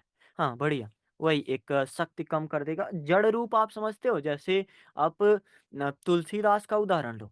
तुलसीदास में प्रेम बहुत था, लेकिन क्या उनमें ज्ञान था? और जब तक उनमें ज्ञान आया, तब उनका जीवन कैसे मतलब एक आदर्श जीवन हम लोगों के लिए अभी बन पाया। तो वैसी बातें आप एग्ज़ाम्पल से भी थोड़ा देने का प्रयास कर सकते हो कि कैसे एक जीवन जैसे आप मदर टेरेसा का सोचो। मदर टेरेसा में उस आधार पर तो नहीं, लेकिन कह सकते हैं कि एक उपचार करने का ज्ञान था ही और उनका रोगियों के प्रति प्रेम असीम भाव में था। तो आप उसको देख सकते हो और तुलसीदास के एक प्रारंभिक जीवन को जब उनका पत्नी के प्रति असीम एक ऐसा प्रेम आपने कभी देखा मतलब क्या बोलते हैं उसको? नदी पार करके मगरमच्छ के ऊपर बैठकर उसको लकड़ी समझकर ऐसी मतलब किंवदंतियाँ भी हो सकती हैं, लेकिन किंवदंतियाँ भी हैं, तो कम से कम आधार तो आपको दिखता ही होगा कि ऐसी चीज़ें हमारे सामने हैं। ऐसे उदाहरण हैं कि कैसे एक अच्छा जीवन तब बन जाता है जब वो प्रेम दूसरे को फटकारता है। उनकी पत्नी का भले प्रेम फटकारने के रूप में आया हो, लेकिन वास्तव में वो तो था प्रेम ही और प्रेम ने उनके जीवन को कैसे एक बेहतर बनाया जिसको आज तक हम जानते हैं। आप कबीरदास को सोच सकते हो। कबीर साहब हमारे मतलब एक तरह से निरक्षर थे। लोग कहते हैं निरक्षर थे, उनको मतलब एक ज्ञान का आधार नहीं था, लेकिन व्यावहारिक ज्ञान था। और जैसे तू कहता कागज़ की लेखी, मैं कहता आँखन की देखी, तो आँखों का देखना भी वास्तव में ज्ञान ही था। और जब उनके पास ये एक व्यावहारिक ज्ञान था और उनका समाज के प्रति प्रेम भाव था, तो आप उनके जीवन को सोच सकते हो। वो जीवन के अंत तक मानव बने रहे और मानव बने रहना ही हमने तो एक तय कर लिया है ना आयाम कि एक अच्छा जीवन मतलब मानव मानव बन पाए। तो उस आधार को आप देखो, क्या कबीरदास को हम मानव नहीं कह सकते? वास्तव में मैं तो कहना चाहता हूँ कबीरदास एक देवता रूप में आए और एक अच्छा जीवन तो वही है ना कि इंसान देवता रूप में बन जाए। इंसान की क्या बोलते हैं अ, जैसे महात्मा गांधी हो गए हैं, कबीरदास हो गए, तुलसीदास हो गए, मदर टेरेसा हो गई, हमारे मार्टिन लूथर हो गए, स्वामी विवेकानंद हो गए, बहुत बड़े-बड़े, अरस्तू हो गए। तो इनका तो एक आधार जीवन अच्छा हम तभी ना मान रहे हैं क्योंकि ये लोगों से प्रेम करते थे। ये समस्याओं को हटाना चाहते थे, ये उसको दूर करना चाहते थे और मानव बनने का प्रयास करते थे। तो इस आधार को आप सोच सकते हो। प्रेम में समर्पण और प्रतिस्पर्धा होती है जिसके कारण व्यक्ति समाज की भलाई व सुख में ही व्यक्तिगत सुख को अनुभव करता है। प्रतिस्पर्धा मतलब उन अर्थों में कि चीजें बेहतर करने की या फिर जैसे प्रेम लगातार एक दूसरे से अगर प्रतिस्पर्धा करेगा तो वैसा निखारने वाला सकारात्मक प्रतिस्पर्धा शायद आप कहना चाहते हो। सिर्फ इंसान तक ही सीमित नहीं है। एक गाय भी बछड़े से प्यार करती है। प्रेम का उदाहरण सभी जीव। हाँ, बहुत सही। प्रकृति प्रेम या फिर मानव का पशुओं से प्रेम। और आप एक शायद मूवी है, आप अगर देखोगे उसमें क्या रहता है, अब ज़रा-सा मूवी का भी संदर्भ ले लेते हैं, कि एक मूवी है जिसमें एक मनुष्य वास्तव में लोगों को चाहता है प्रेम देना, लेकिन लोग उसका प्रेम एक्सेप्ट नहीं करते और जब लोग दूसरे का प्रेम एक्सेप्ट नहीं करते, तो वो चाहता है अपने प्रेम में ताला लगा दे, मतलब दे ही ना किसी को, तो वैसा हो जाता है। तो वो इंसान बिल्कुल क्रूर बन गया था, कोई आए उससे कुछ सवाल पूछे, तो उसको बातें तो ना बताए, गाली दे दे 4 अलग से। तो उसके जीवन में जब एक जानवर आता है, तो मतलब उसका भाव ऐसा कि ये जानवर वर्तमान समय में है तो निस्वार्थ और ये हमें अगर प्यार दे रहा है, मुझे अगर प्यार दे रहा है, तो इसको अब प्यार लुटाने की ज़रूरत है, क्योंकि वो भी निस्वार्थता चाहता था। अगर वो पहले प्यार देता था और प्यार का बदले लोग उससे क्या बोलते हैं उसको, अधिक अपनाने की कोशिश करते थे। ऐसे हमने कल भी टॉपिक किया है, एक आवश्यकता लोभ की जननी है। तो लोगों को जब आप कुछ चीज़ें दोगे, तो लोग उसको हड़पना चाहते हैं, छीनना चाहते हैं। और जब छीनना चाहते हैं तो आप भी मतलब एक छीनने में आहत तो होता है इंसान। तो उस आधार पर आप समझ सकते हो एक पशु प्रेम भी मनुष्य को वास्तव में एक अच्छा जीवन सिखा सकता है। या फिर किसी बच्चे से प्रेम जैसे कौन है हमारे मतलब बच्चों के चाचा कहे जाते हैं, जवाहरलाल नेहरू ही हैं। तो उनका आप समझ सकते हो बच्चों के प्रति उनका प्रेम कैसे मतलब एक अकाट या फिर असीम होता है। तो वैसी चीज़ें बढ़िया है, ये अच्छा पॉइंट है। सर जायसी ने प्रेम का बहुत शानदार तरीके से बयान किया है। हाँ, जायसी ने तो प्रेम को मतलब एक तरह से दिखाई दिया है। एक नागमती का आप प्रेम समझ सकते हो। हमारे मतलब हिंदी साहित्य में एक क्वेश्चन आता है कि नागमती के वियोग और जो पद्मावती होती हैं उनके वियोग, दोनों में अंतर बताओ। और दोनों वास्तव में एक अच्छे प्रेम की परिभाषा है, लेकिन फिर भी जायसी ने कैसे मतलब अ, अकल्पनीय अनूठे तरीके से दिखाया है कि हाँ, ये चीज़ें ऐसी होनी चाहिए, इसको हम ऐसे समझ सकते हैं। तो वैसी बातें आप सोच सकते हैं। अगर ईश्वर को पाना है तो प्रेम करना होगा उनसे, ना कि ज्ञान की प्राप्ति से पालेंगे। ईश्वर प्रेम से मिलते हैं, ना कि ज्ञान से। ज्ञान अहंकार दे सकता है, किंतु प्रेम में अहंकार की अनुपस्थिति होती है। दुनिया प्रेम से चलती है, केवल ज्ञान से नहीं। और अगर ज्ञान अहंकार तक ले जाएँगे तो वास्तव में वो ज्ञान भी होगा नहीं। जैसे जब अरस्तू से पूछा गया कि आप कितना जानते हो? तो उन्होंने बताया मैं सिर्फ़ इतना जानता हूँ कि मैं कुछ नहीं जानता। और बस वही है, ज्ञान का आधार किसी को आप अगर तौलना चाहोगे आईक्यू के माध्यम से कि इनका 120 आईक्यू है, तो क्या उनको ज्ञानी बोल दोगे? आईक्यू के बढ़ जाने से, भावनात्मक बुद्धिमत्ता बढ़ जाने से या फिर किसी कॉम्पिटिशन में बेहतर काम कर देने से, बेहतर अंक ला देने से, प्रतिष्ठा ला देने से क्या हम उनको ज्ञानी बोल सकते हैं? ज्ञानी का स्वरूप वास्तव में मृद रूप होता है। जाति न पूछो साधु की, पूछ लीजिए ज्ञान। और ज्ञान वो ये बघारेगा नहीं कि ये करो, ये चीज़ें बेहतर करो, ये चीज़ें सुधारो। ज्ञान का वास्तविक अगर मतलब समझना चाहो ना, तो ये ऊपरी वाला नहीं है। अगर अहंकार है और आप बहुत जानते हो सैद्धांतिक रूप में, तो वास्तव में आप ज्ञानी नहीं हो। जानना ज्ञानी नहीं बनाता, मानना ज्ञानी बनाता है। बौद्ध जो हमारे गौतम बुद्ध है, तो गौतम बुद्ध इस अर्थ में है क्योंकि वो जनवाते नहीं थे। वो लोगों को मनवाते थे कि ये चीज़ें ऐसी हैं, इन चीज़ों को आप ऐसे देखो और वो बिना प्रेम के संभव नहीं है। तो ऐसे आप समझ सकते हो। मतलब सिर्फ़ मेरा नज़रिया, मैं ये भी नहीं कह रहा कि पूरी चीज़ें बिल्कुल एग्ज़ैक्ट सामने आ रही हैं या फिर जो भी है आप इसको बता भी सकते हो। अगर बढ़िया, मानुष प्रेम भये बैकुंठी। गज़ब! जब प्रेम और ज्ञान एक साथ मिलते हैं तो जीवन का एक नया अर्थ निकलता है। प्रेम हमें दयालु और करुणामय बनाता है, जबकि ज्ञान हमें बुद्धिमान और विवेकी बनाता है। बढ़िया, ज्ञान अहम की अवधारणा को मजबूती के साथ पेश करता है। ये बातें थोड़ा देखो, आप जिस ओर जा रहे हो ना, तो वो ओर अभी जो हम ज्ञान के आधार को दे चुके हैं, वास्तव में ऐसा ही है, वर्तमान समय में ऐसा हो चुका है। ज्ञान का आधार मतलब अपने आप को साबित कर देना, लेकिन ज्ञान का आधार कभी अपने आप को साबित नहीं करना चाहता। ज्ञान मतलब स्वच्छता, ज्ञान मतलब शून्यता। और जब तक शून्यता नहीं आएगी, जब तक झुकना नहीं सीखोगे, तब तक वो ज्ञान है ही नहीं। वो बस एक, क्या आपने जैसे बोला, अहम है, अहंकार है, तो वही बात है। प्रेम अहम से कहीं अधिक दूर है। हाँ, ये भी आप कह सकते हो कि प्रेम जो है, ये घमंड भाव को निकालता है और ज्ञान को परिष्कृत करता है। और ज्ञान प्रेम में ये जो कोमलता है या फिर प्रेम में जुड़े रहना, जैसे मक्खी का गुड़ के प्रति जो प्रेम है, तो ज्ञान उसको समझा देगा कि इसको प्रेम तो करो। मक्खी अगर गुड़ नहीं खाएगी तो खाएगी क्या? मतलब प्रेम तो करो, लेकिन ज्ञान के माध्यम से समझ जाओ। तो 2 चीज़ें हैं, जैसे आप बता रहे हो ना, मैं अगर समझ पाया तो ऐसा कि प्रेम ज्ञान को निखार देता है और ज्ञान प्रेम को और बेहतर निखार देता है। और दोनों चीज़ें जब मिल जाती हैं तो एक अच्छा जीवन बन जाता है और हमारी एक कल्पना ऐसी नहीं होती कि हम फँसेंगे ज्ञान के द्वारा, हम फँसेंगे एक प्रेम के द्वारा। तो जैसे आप समझ सकते हो। जिसका मन में प्रेम नहीं वह मंदिर क्या, जिसके मन में ज्ञान नहीं वह ज्ञानी का। बढ़िया विचार। हाँ, मतलब वही आप आधार समझ सकते हो कि आपके बताने का तरीका थोड़ा सहज ऐसा हो जाएगा ना, तो चीज़ें और बेहतर तरीके से आप समझ पाओगे। अभी वर्तमान समय में मुझे ऐसा लगता है कि वास्तव रूप में जो आप कह रहे हो, सटीक बैठता है उस करने के। लेकिन ये जब परिणित होता है या फिर जब हम एडिट करते हैं, तो एडिट करने में एक चीज़ होती है ना, क्वालिटी। जैसे आप फ़ोटो अगर एडिट करोगे, तो सबसे चीज़ पहले आएगी, क्वालिटी घट जाएगी। तो जब हमने ज्ञान की परिभाषा को एडिट किया, तो उसकी क्वालिटी घट गई और क्वालिटी घटना ही उसको सत्य से 3 गुनी दूरी पर पहुँचा देता है। तो वैसा आधार आप समझ सकते हो। प्रेम और ज्ञान दोनों ज़रूरी है। हाँ, बढ़िया।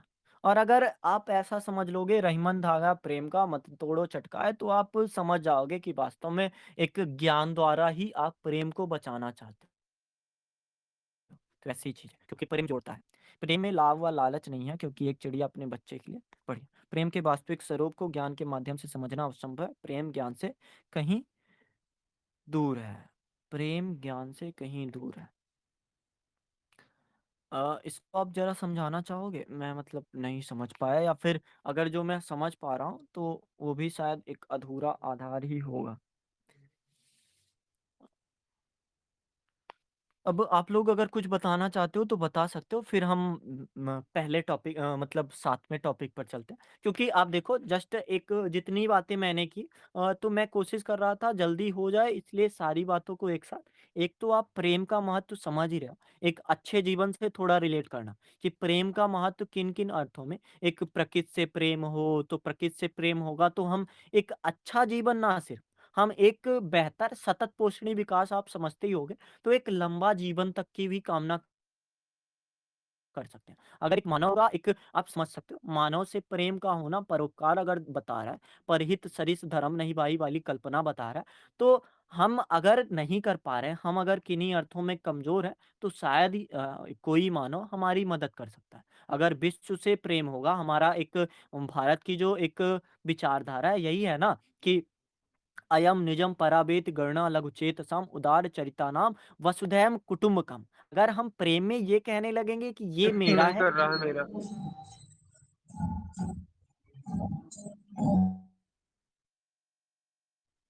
आप अगर ये कहने लगोगे कि यह मेरा है, यह उसका है, तो वास्तव में ये आपका उस वस्तु के प्रति प्रेम होगा। और आप थोड़ा टॉपिक हमारा जो 7वाँ है, तो आप 7वें टॉपिक से समझ सकते हो कि अगर आप सिद्धांतों की जगह विशेषाधिकार अगर सिद्धांत हमारे बताते हैं वसुधैव कुटुंबकम वाला भाव, और आप स्वा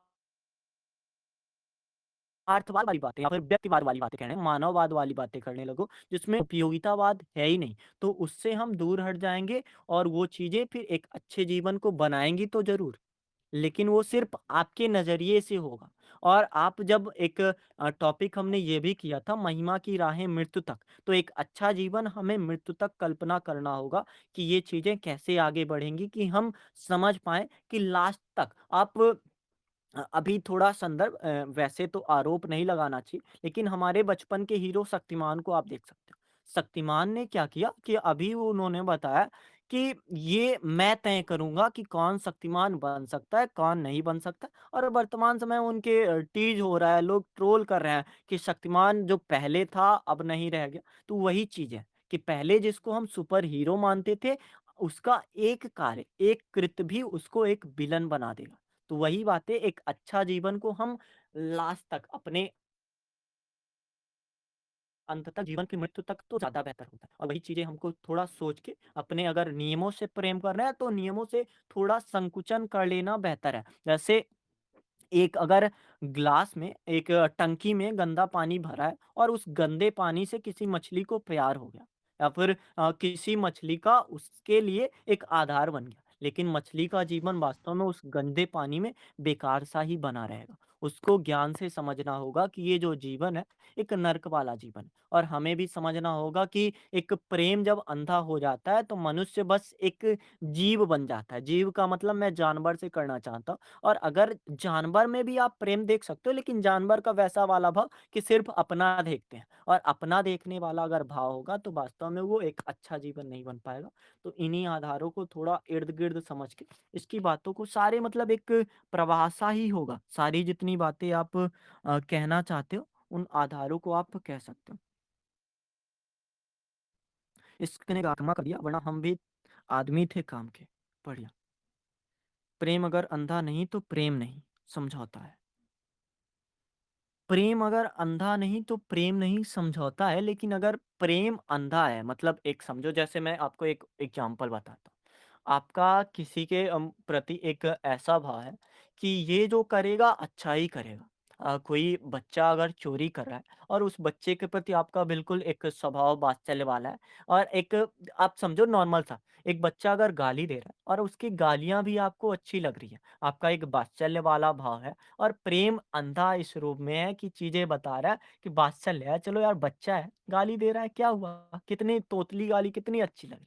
लेकिन ज्ञान जब तक उसको समझाएगा नहीं, तो वो आप समझो कि उसका बड़ा रूप क्या बनने वाला है। अभी गाली, तो फिर आगे क्या होने वाला है। तो वही चीज़ है, अब प्रेम को अंधा बनाए रहना थोड़ा एक दिक्कत वाली है। प्रेम अगर धंधा नहीं,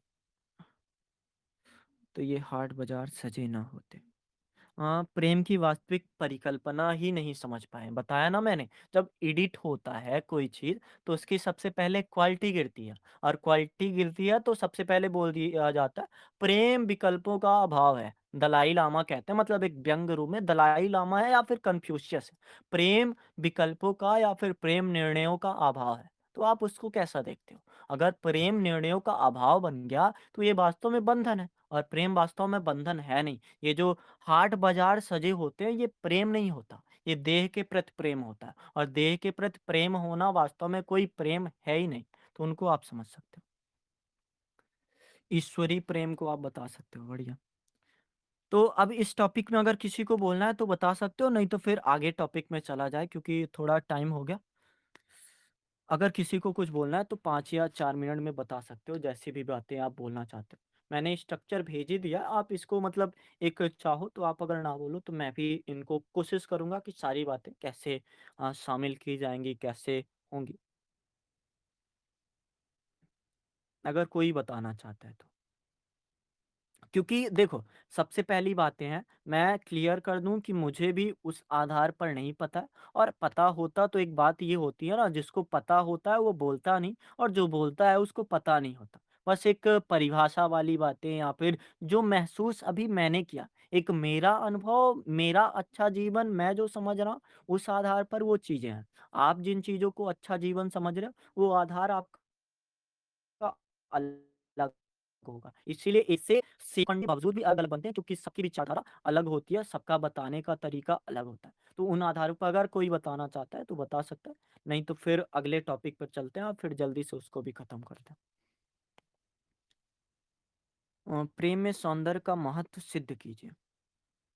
उम प्रेम में सौंदर्य का महत्व मतलब प्रेम में सुंदरता का महत्व अगर सिद्ध करना चाहे तो पहले तो अगर हम समझे सुंदरता की बातें तो सुंदरता वास्तव में सबके लिए अलग-अलग है जाकी रुचि जैसे जिते तो मतलब जिसको जो पसंद आएगा उसी को सुंदरता हम मान लेंगे लेकिन सुंदरता की अगर एक वैज्ञानिक परिप्रेक्ष्य में या फिर मैथमेटिक्स के परिप्रेक्ष्य में आप सुंदरता को आंकना चाहते हो या फिर सुंदरता को बताना चाहते हो तो एक इसका समान संतुलन बना रहे, चाहे उनकी आँखों का या फिर प्रकृति के अगर पौधा ही है कम से कम, तो उसका जड़ बिल्कुल एक आदर्श रूप में हो, उसका तना आदर्श रूप मतलब ऐसा है नहीं कि सिर्फ़ हम उसी से प्रेम कर सकते हैं। ऐसा भी मैं कहानी कई ऐसी भी सुना हूँ कि एक अगर लंगड़ा बच्चा होगा, तो वास्तव में वो उस जो कुत्ता पालेगा, वो भी चाहेगा कि एक लंगड़ा कुत्ता या फिर मतलब थोड़ा-सा संदर्भ देख सकते हो ना कि जो इंसान जैसा देखना चाहता है, उसके लिए वही सुंदरता होगी।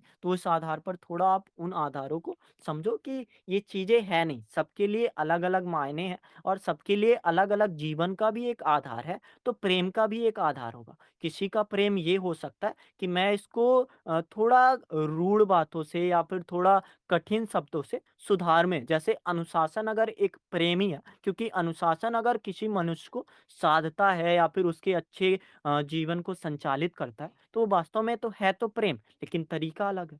तो मृदुता भी, सरलता भी दोनों चीज़ें वैसी हैं कि आप कठोरता को भी प्रेम मान सकते हो, मृदुता को भी प्रेम मान सकते हो, लेकिन प्रेम कभी विकल्पों का अभाव नहीं होगा। लेकिन अगर है, तो ये वास्तव में वो परिभाषा को एडिट किया गया और परिभाषा अगर कोई बन गई, जैसा अभी किसी ने शुरू में बताया कि इसकी कोई परिभाषा है नहीं और अगर परिभाषा नहीं है, तो फिर उनको थोड़ा सीमित दायरों पर ही हम समझ सकते हैं। वास्तव में प्रेम और ज्ञान एक ही सिक्के के 2 पहलू हैं। जीवन में मुक्ति और वो सिक्का आप समझो वो सिक्का जीवन है। बढ़िया। जीवन में मुक्ति के लिए बेहद ज़रूरी है। ज्ञान हमें समझने में मदद करता है कि हम कौन हैं और प्रेम हमें यह बताता है कि हम क्यों हैं? प्रेम हमारे जीवन और आप सिक्का की जगह आप चाहो तो आप 2 टायर समझ सकते हो। एक गाड़ी के 2 टायर कि अगर एक टायर प्रेम है, एक टायर ज्ञान है, तो कोई टायर अगर कमज़ोर हुआ, तो गाड़ी या फिर एक अच्छा जीवन डगमगा ही जाएगा। तो ऐसे आप समझ सकते हो। प्रेम तो प्रभु के प्रति होता है और तुम हो। हाँ, वही आप जैसे एक बातें समझोगे जैसे हमारे आचार्य शुक्ल का एक निबंध है भक्ति और श्रद्धा तो उसमें काफ़ी अच्छे तरीके से डिफाइन किया गया मैं पढ़ा तो है मैंने लेकिन उतने बेहतर तरीके से नहीं पढ़ा तो क्योंकि उस संदर्भ को अगर हम समझ लेंगे तो ज़्यादा बेहतर तरीके से कि जब प्रेम भक्ति बन जाती है तो कैसा होता है और अगर एक आधार आप समझना चाहोगे ना एक का हो जिसमें ऐसी भक्ति कि सामने वाला निस्वार्थ प्रेम करता है और प्रेम का आधार भी एक निस्वार्थ प्रेम ही है। तो इसको आप समझ सकते हो केवल पुत्र-पुत्री नहीं, प्रेम और ज्ञान दोनों। बढ़िया। तो अब इसको थोड़ा-सा एक शॉर्ट करते हैं कि एक तो आप अच्छे जीवन की बात करोगे कि क्या-क्या अच्छा जीवन हो सकता है और अच्छे जीवन का आप चाहो आधार लेना, तो आधार आप वहाँ से ले सकते हो जब हमने बात की थी कि आप में क्या बदलाव देखना चाहते हो और बदलाव तो वही देखना चाहोगे कि एक अच्छे जीवन में क्या-क्या बदलाव होना चाहिए या फिर क्या-क्या गुणों का होना चाहिए, तो आप उसको थोड़ा संदर्भ ले सकते हो और फिर आप प्रेम को और जो ज्ञान है, 2 चीज़ों को कि प्रेम का महत्व क्या है एक अच्छे जीवन के लिए, ज्ञान का महत्व क्या है एक अच्छे जीवन के लिए, क्या केवल ज्ञान के बिना एक अच्छा जीवन जिया जा सकता है? क्या केवल प्रेम के बिना एक अच्छा जीवन हो सकता है और प्रेम और ज्ञान के संयोग से एक अच्छा जीवन कैसे निर्मित होता है तो यही सारी बातें इर्द गिर्द की हमने की हैं जितने भी आपको और उदाहरण याद आए जैसे अभी आपने बताया प्रेम अंधा होता है तो उसको आधार बताओ कि प्रेम को अंधा ना होने दें ऐसी अगर परिकल्पना करेंगे तो ही जाकर एक अच्छा जीवन बनेगा क्योंकि अगर प्रेम अंधा होता है या फिर ज्ञान कठोर होता है तो ज्ञान का कठोर होना प्रेम का कठोर होना अगर दोनों मिल जाएँ तो एक शेप बनेगा। ज्ञान के आँखों की पट्टी खुल जाए और मतलब प्रेम के अगर अंधा है तो उसकी आँखों की पट्टी खुल जाएगी और ज्ञान अगर एक लंगड़ा मान लो तो उसके पैर पे प्लास्टर बन जाएँगे। तो वैसी चीज़ें एक मनुष्य जड़ नहीं बना रहेगा या फिर मनुष्य केवल जानवर नहीं बना रहेगा और उसका भाव मानव बनने तक होगा। तो मानव बनना ही एक अच्छा जीवन है। थोड़ी आप बता देना कि वर्तमान समय में जिसको एक अच्छा जीवन मानते हैं वो अच्छा जीवन वास्तव में होता नहीं। हाँ, सभी प्रेम अंधे होते नहीं और वो प्रेम अंधे नहीं होंगे जो ज्ञान से संचालित है, मुझे ऐसा लगता है। अब दूसरे टॉपिक पर चलते हैं या फिर आपको कोई कुछ बताना है तो बता सकते हो। जैसे निष्कर्ष का भी वही है कि आप जैसे हमने पहले बातें की थी कि एक अच्छा जीवन कैसे, तो आप बस जस्टिफ़ाई करते ही अगर चल रहे हो तो बता सकते हो, सच्चा प्रेम ही सभी ज्ञान से ऊपर होता है और ये ज्ञान होना कि सच्चा प्रेम ही सभी ज्ञान से ऊपर होता है, वास्तव में एक अच्छा ज्ञान है और यही बताता है। आप उन आधारों को समझ सकते हो। अब आपको अगर कुछ बताना है तो बता सकते हो नहीं तो फिर आगे बढ़ते हैं। जायन ज्ञान का दुरुपयोग करने से प्रेम बसता है। ज्ञान का दुरुपयोग करने से प्रेम बसता है, कैसे? ज्ञान का सदुपयोग करने से प्रेम बच सकता है, मुझे ऐसा लगता है। दुरुपयोग अगर करेंगे तो प्रेम बचेगा कैसे? मुझे नहीं समझ आ रहा है। हेलो। जी, जी।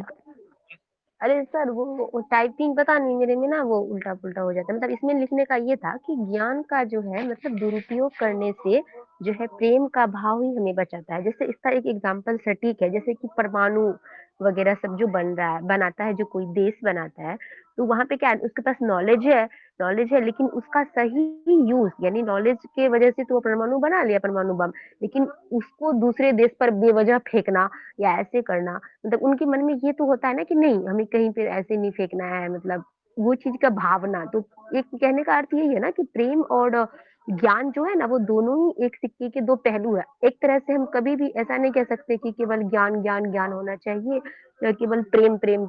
दोनों ही मतलब अगर दोनों में से कोई एक ही चीज़ अगर इंसान के पास रहेगा तो वो खराब ही है। मतलब खराब नहीं है कहने का अर्थ है कि प्रेम केवल हम प्रेम में है तो वो चीज़ को हम मतलब सही तरह से एक डायरेक्शन नहीं दे पाएँगे। और अगर हम मेरे पास नॉलेज भी है और प्रेम भी है तो हम जैसे कि हम एक डॉक्टर हैं या फिर हम टीचर हैं या ऑफिसर भी हैं, तो मेरे मन में भावनाएँ आएँगी जब हम किसी भिखारी को देखेंगे। अगर मेरे मन में अगर भावना ही नहीं आ रहा है कि उसकी मदद करनी चाहिए या मेरे मन में करुणा ही नहीं आ रहा है कि उसकी मदद करनी चाहिए, तो उस ज्ञान का क्या फ़ायदा? उस पैसे का क्या फ़ायदा? उस नॉलेज का क्या फ़ायदा जब हम बहुत बड़े पोस्ट पे चले गए हैं, लेकिन मन में भावना ही नहीं है किसी के प्रति, मदद करने के प्रति, तो वो चीज़ सारी चीज़ें व्यर्थ है। मतलब एक तरह से अगर हमारे मन में किसी समाज के प्रति, महिलाओं के प्रति या किसी भी समस्या के प्रति हमारे मन में एक करुणा नहीं जागृत होता है। कहने का बस वही था कि मतलब मेरे ज्ञान का जो है ना सदुपयोग करने के लिए प्रेम प्रेरित करता है या फिर ज्ञान के दुरुपयोग करने के होने से प्रेम हमें बचा मतलब प्रेम ही है जो वो बचा देता है कि नहीं ज्ञान का दुरुपयोग नहीं करना है सदुपयोग करना है तो वही चीज मैं लिखी थी सर तो वो थोड़ा सा टाइपिंग का हो गया ओके। अब अगले टॉपिक पर चलते हैं। ये